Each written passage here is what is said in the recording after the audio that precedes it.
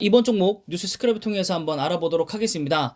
위성 발사 5개월 앞 밤샘 구슬땀 20년 뒤 한국 주력 산업으로 우주를 처음 찍다라고 되어 있습니다.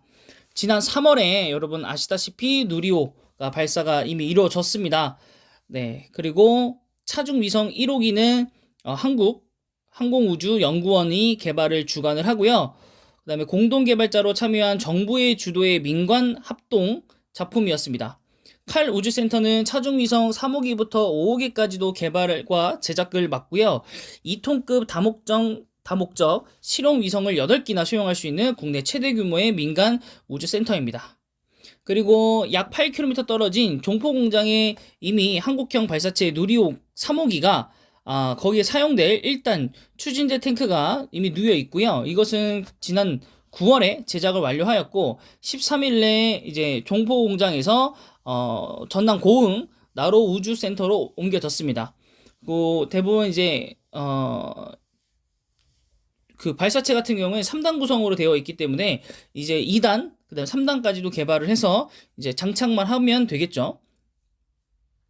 그래서 칼 같은 경우에는 체계 그리고 종합 그다음에 발사 운영, 활용 서비스 등 우주 산업과 관련된 전체 가치사슬을 칼 중심으로 구축할 계획이라고 하고요.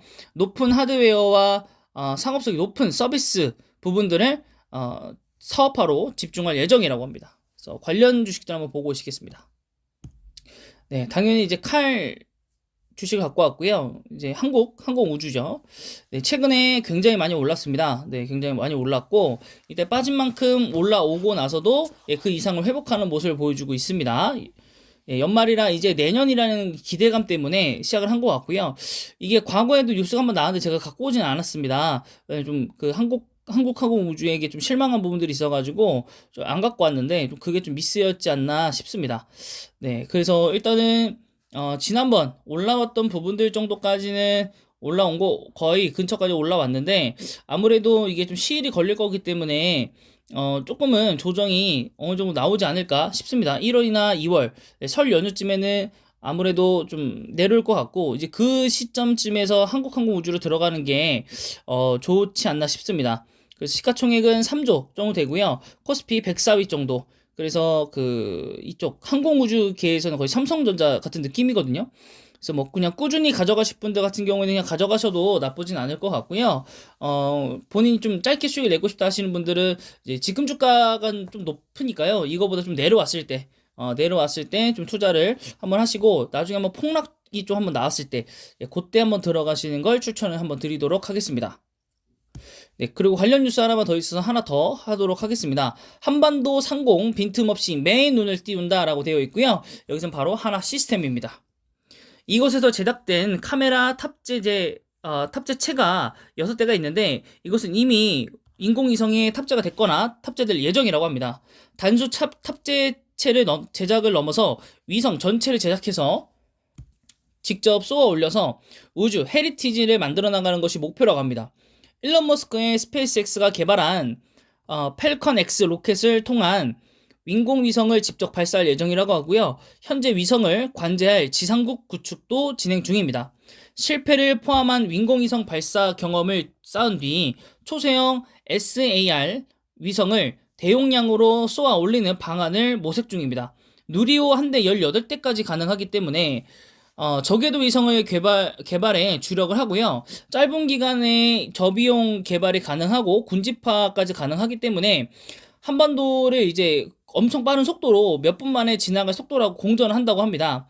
그래서 수신 안테나가 훨씬 더 좋아야 된다고 하고요. 그래서 하나 시스템에서는 영국 페이저라는 회사와 미국 카이메타라는 회사에 투자를 했다고 합니다. 네, 그래서 그 저궤도 위성통신의 인프라스트럭처를 구축해서 위성통신 산업에 도 나설 예정이라고 합니다. 이거는 과거 영상에서도 굉장히 많이 나왔던 부분입니다. 네, 누리호 발사 때문에 조금 등한시됐던 모습이죠. 그리고 위성통신 기업인 원앱에도 3,500달러 전에 투자를 했고 이미 이제 미국 당근이 아니죠. 미국 당국의 승인을 이제 대기를 하고 있습니다. 그래서 하나 시스템도 굉장히 좋은 방산 업체와 이제 우주 항공까지도 같이 하고 있는 업체이고, 그래서 오늘은 안 갖고 왔지만 그래서 며칠 전에 이제 AP 시스템이 좀 급등한 이유도 이 저궤도 위성 통신 때문에 일어난 거니까 그 부분들에 대해서도 여러분들이 좀 집중하실 필요는 있어 보입니다. 네, 그럼 관련 차트 마저 보시고 오시겠습니다. 네, 하나 시스템 일봉이고요. 네, 고점과 저점 사이에 한 중간 정도에 온 위치라고 판단이 되고요. 오늘도 이런 기사 때문에 좀 올라온 것 같고, 여기도 마찬가지로 아직까지 좀 모멘텀은 없고, 설 연휴 기간 이제 전후로 혹은 후로 어느 정도 변동성을 가져갈 수도 있기 때문에 추가적인 좀 하락을 좀 기다리면서 네, 그때 좀 매수하는 걸 추천을 드려보도록 하겠습니다.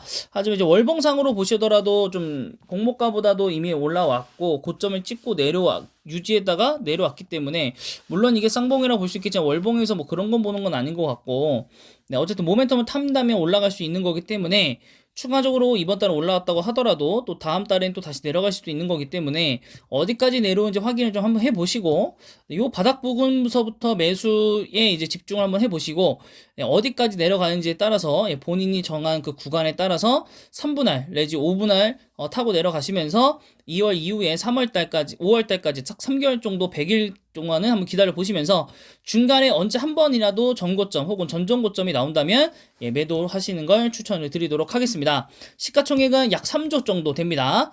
네, 그 한국항공우주보다 거의 비슷하죠. 예, 거의 근사치로 올라왔고 코스피 100이고요. 네, 5,000원 정도 하고 있는 회사입니다.